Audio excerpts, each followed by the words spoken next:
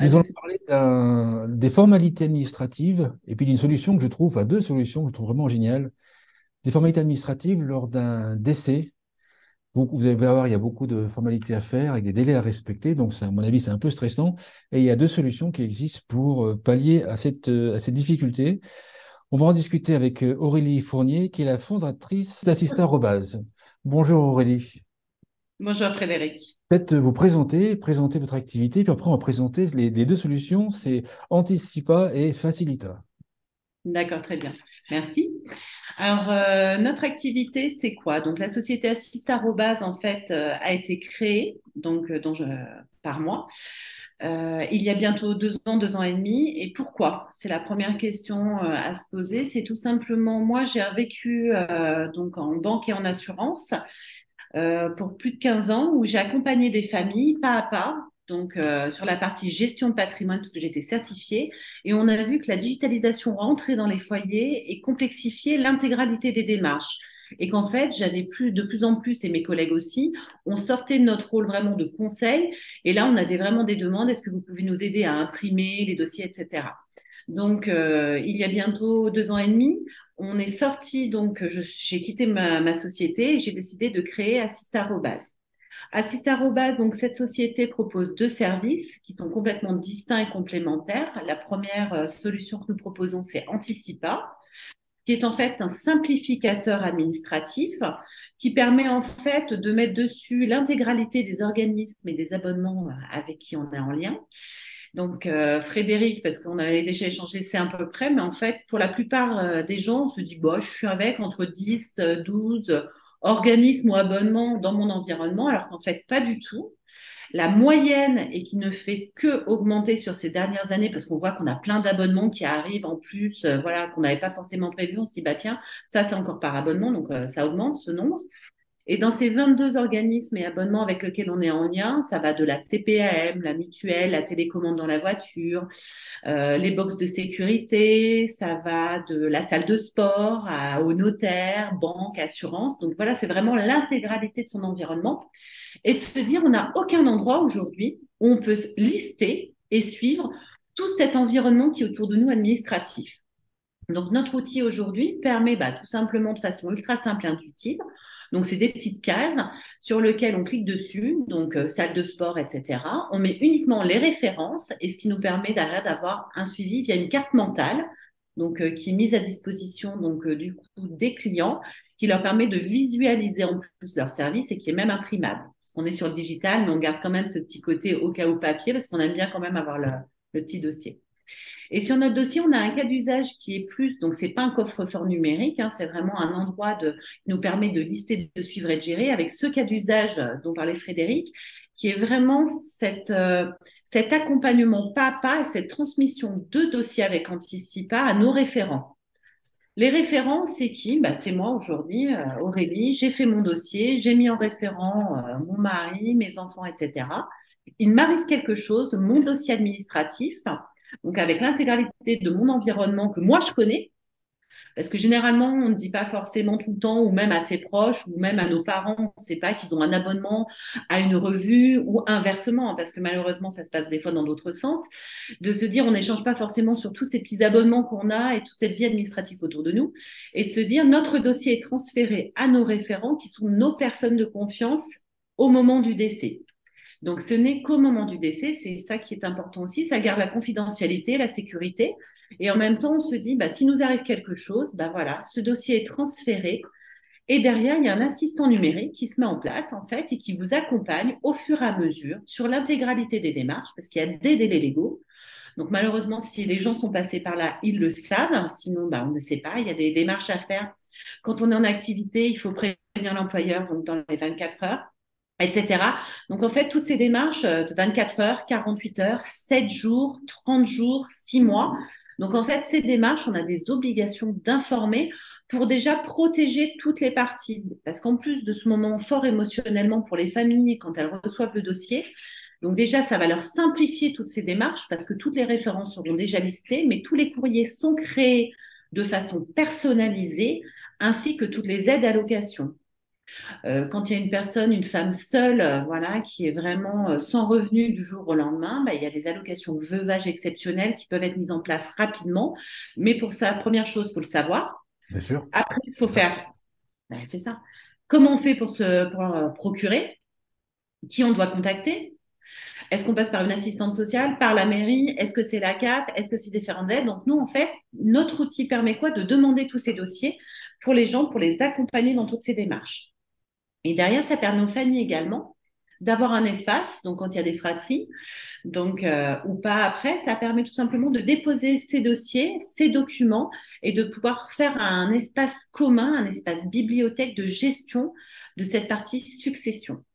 Donc ça, c'est notre dossier Anticipa. Donc Anticipa, comme son nom l'indique, on le fait avant, on anticipe, on gère, on suit, on peut le faire dès à présent, il n'y a pas d'âge. Et après, donc notre deuxième solution, c'est Facilita, où Donc là, là, c'est dans le cas où on n'a rien préparé du tout. c'est ça. C'est Ben, ça, voilà. exactement. Comme la Donc, on n'a plupart rien des gens, j'ai préparé tout. du tout. Comme c'est un sujet tabou, je vais parler un petit peu de mon cas, on n'en parle pas avec nos parents. Mhm. Donc, je ne sais pas les courriers qu'il faut envoyer, je ne sais pas le nombre de courriers qu'il faut envoyer, je ne sais pas à qui il faut les envoyer, je ne connais pas les délais dans lesquels il faut envoyer. Et là, c'est la difficulté. Donc là, on vous accompagne pas à pas. Donc pareil, vous vous connectez sur notre service Facilita. Donc là, c'est Derrière, les enfants qui se connectent. Enfin, là, c'est les en enfants. tout cas, c'est les survivants Attends, qui se connectent. c'est ça. Dans votre cas, Frédéric, c'est les enfants. C'est les Après, enfants, s'il n'y a pas d'enfants, ça peut être le conjoint, ça peut être des bien sûr. héritiers, ça peut être des proches aussi qui ont la possibilité de faire ces démarches-là. Et Voilà. de leur dire, bah, il y a toujours, au moment d'un décès, il y a toujours une intrusion, de toute façon, dans la vie du défunt, parce qu'on est obligé de trier des papiers, de faire des choses là. Le but, quand nous, on a créé cette solution, c'était vraiment de pouvoir simplifier les démarches, parce qu'on n'enlève pas le deuil. Et cette partie de deuil, l'administratif rentre dans la partie du deuil, mais pouvoir la simplifier et vraiment l'accompagner en termes de gestion, que les gens, voilà, aient le minimum à faire. Et le minimum, c'est quoi? C'est avoir les références des contrats. Donc, Facilita, c'est vous trouvez des papiers, vous notez les références dessus. Toutes les adresses sont déjà préenregistrées. On personnalise, on accompagne donc la personne qui déclare en fonction de la situation familiale du défunt.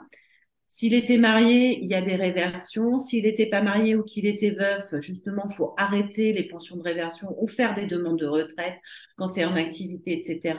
En fonction de l'âge, s'il y avait des invalidités, des maladies professionnelles. On parle aussi du monde du handicap. C'est-à-dire qu'aujourd'hui, en tant que parent, j'ai un enfant handicapé, ça va se passer comment? C'est son frère, sa sœur qui va s'occuper.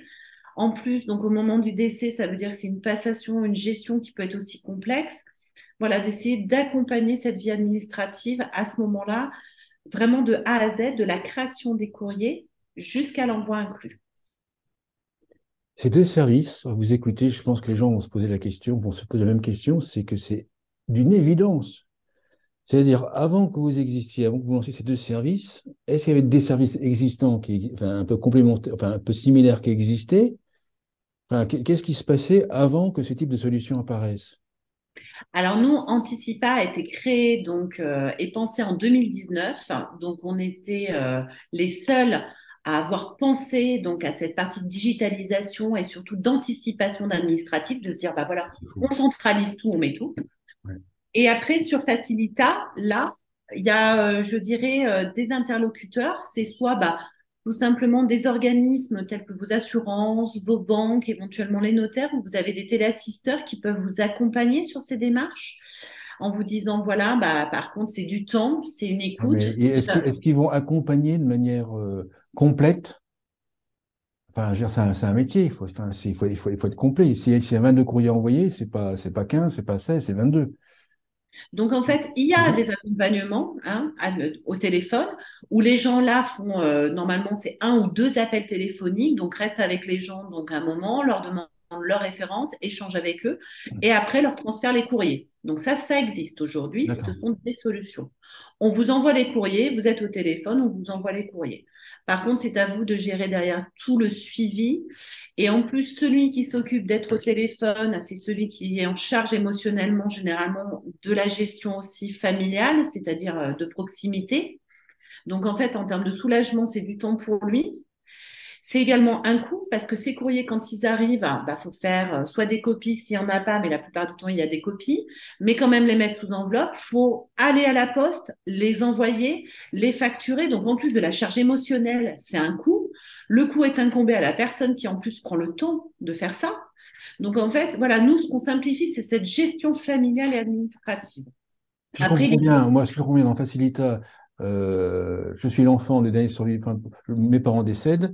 Effectivement, je remplis les données dans votre système et votre oui, système me génère, me dit quel courrier il faut envoyer à qui. Et en fait, c'est le système qui envoie les courriers par lui-même. tout à fait. C'est en fait, il y a un Exactement. bouton et ça part tout seul. Une fois que j'ai Bien. rempli les données. Tout à fait. Vous Bien. saisissez les références. Les références, les courriers sont créés et sont adaptés en fonction de votre situation, en sachant que systématiquement, on met quand même des propositions. Je vous donne un exemple concret. Frédéric, vous me parlez de vos parents. Donc, vos deux parents partent, donc il y a hier, on va dire, ou dans très longtemps. Mais à partir de ce moment-là, il se passe quoi pour la maison? La maison familiale. Vous souhaitez pas couper l'électricité, qu'il soit propriétaire ou locataire. Des fois, on a besoin d'arrêter EDF à un moment, ou pas, ou de faire juste un changement de nom. Donc, en fait, nous, on prépare tous les courriers en fonction de la situation de la personne, s'il était locataire, etc. Et en fait, oui, c'est exactement ce que vous expliquez, simple, on en fait envoyer. Il y a un bouton envoyer. Et derrière, vous avez une valeur juridique. Donc ça, c'est hyper important aussi. C'est quand on envoie des mails ou des courriers simples, il y a souvent que la première feuille qui est scannée, mais pas la deuxième. On vous renvoie des demandes, les ping-pong administratifs, envoyez-nous l'acte de décès, etc. Nous, vu que c'est envoyé en recommandé, en fait, on a une traçabilité, un horodatage dessus, en disant ce sont bien ces deux pages qui sont parties et c'est opposable à tout organisme. Et généralement, quand les organismes déjà reçoivent aussi donc le recommandé, à partir de ce moment-là, ils ont déjà une sensibilité qui est supérieure également.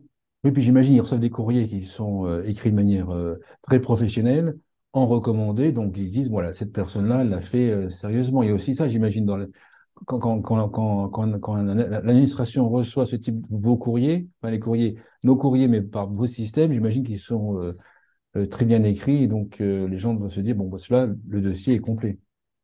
Oui, il vaut mieux. Donc en fait, oui, ils sont très bien écrits, ils ont été validés par des notaires et des juristes, par exemple. C'est des choses toutes bêtes, mais les gens ne sachant pas forcément, on fait virer des capitaux, donc sur notre compte, donc qui appartenaient au défunt. Ça veut dire qu'on accepte la succession. Donc en fait, il faut faire attention au courrier qu'on fait. Et en fonction du type de capitaux, il y en a certains que la famille peut récupérer, mais d'autres non. C'est ce qu'on appelle les acceptations tacites de succession. C'est de se dire, on protège la personne qui fait le courrier et on le valide avec lui en lui disant, voilà, tous les points qui sont à demander, mais attention, c'est fait de telle façon que juridiquement, pour vous, vous êtes protégé. Ah oui, non, le service est génial. Si on prend un peu de recul, franchement, s'il y a des entreprises sur la silver economy qui sont très très bien foutues, je trouve ça le service est vraiment génial. Si on prend du recul, combien de personnes sur 100 ou seniors sur 100 préparent ces démarches, anticipent ces démarches? Alors là, plus sur le dossier Anticipa, en fait, on s'est basé sur l'étude Crédoc qui est de 2019, les Français et le décès. 49% des plus de 40 ans, en fait, souhaitent anticiper ou préparer leur décès. Dans les faits, dans les familles, j'imagine que les familles qui n'ont pas préparé ou alors qui ont préparé dans un classeur, mais dans le classeur, ça n'indique pas le nombre de courriers qu'il faut envoyer, à qui il faut envoyer. Bon, bref, je trouve que c'est compliqué, hein. Moi, je trouve ça compliqué.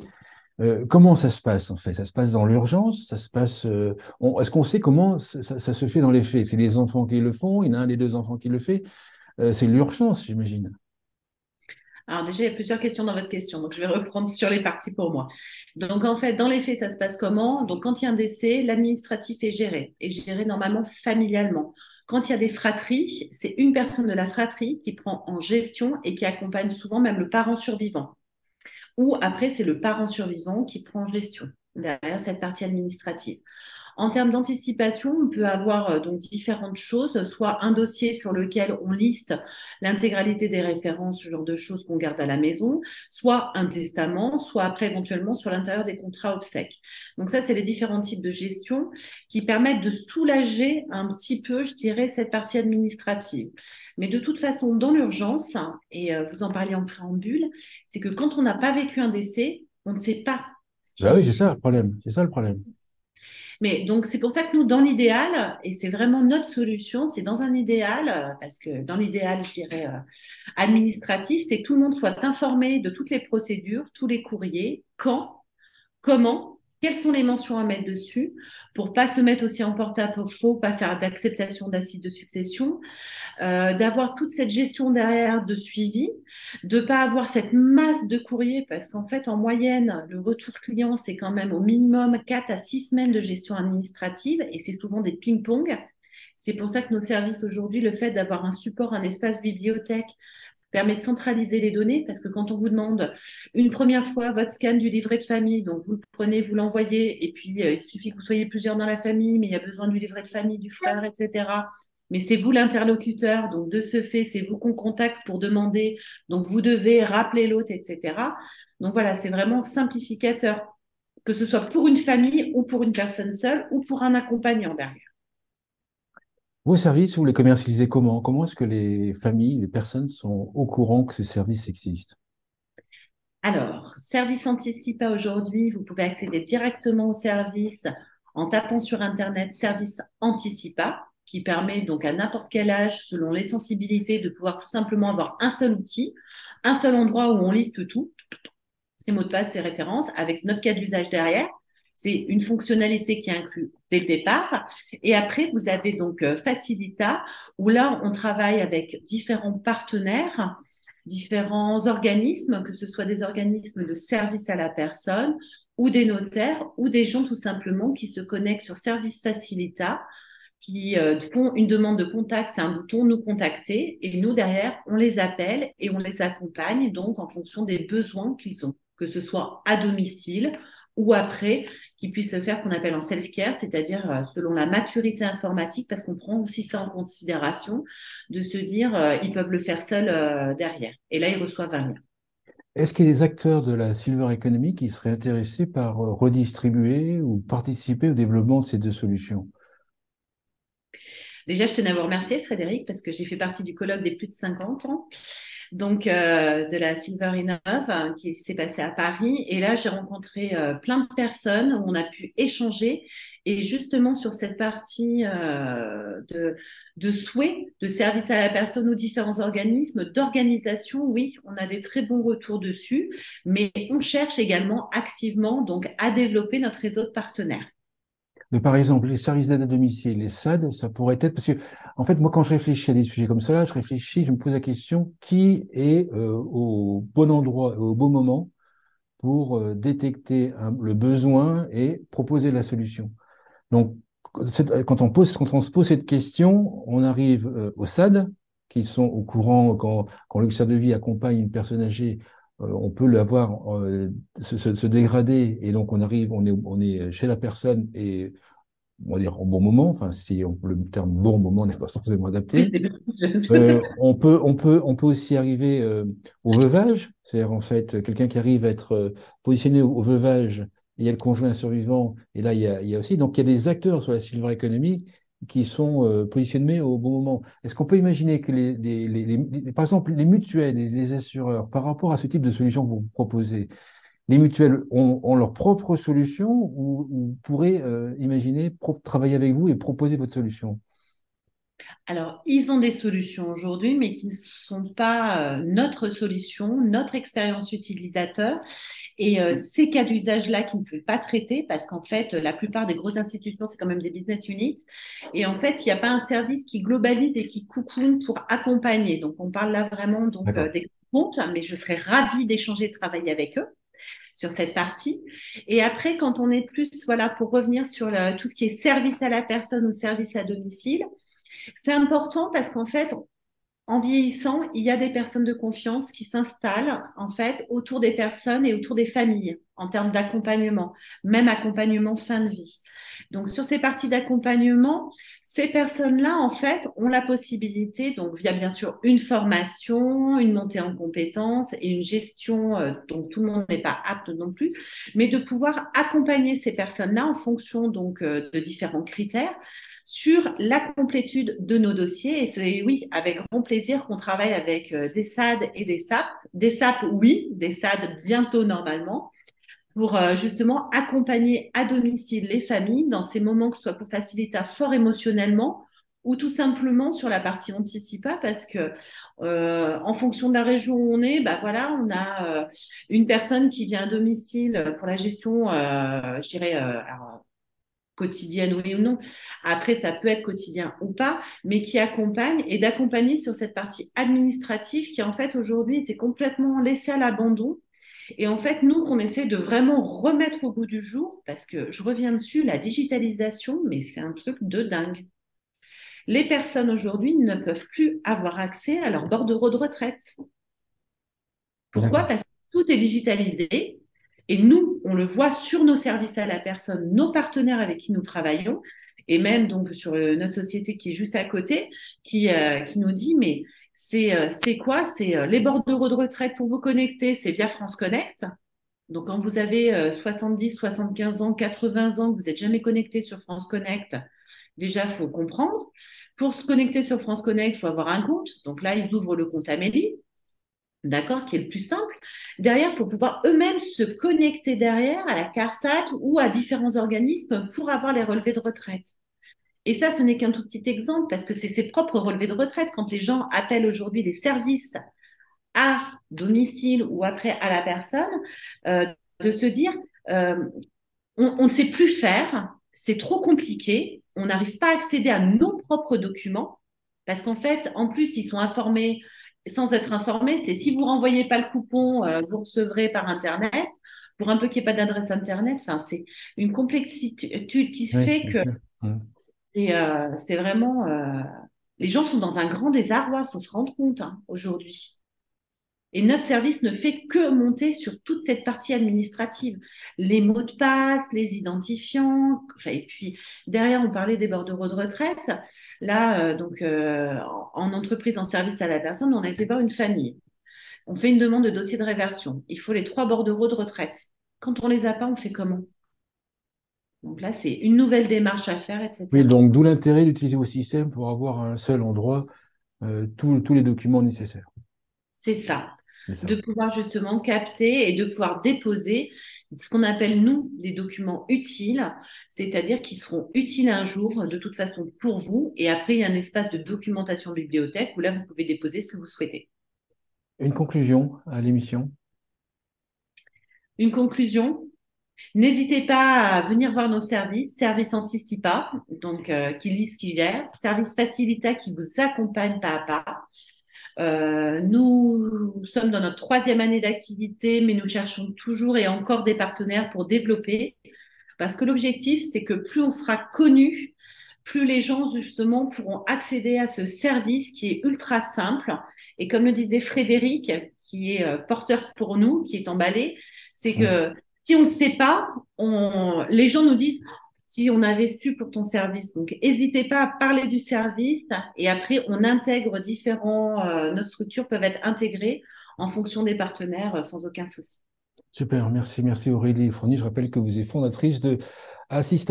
Merci beaucoup. Merci Frédéric.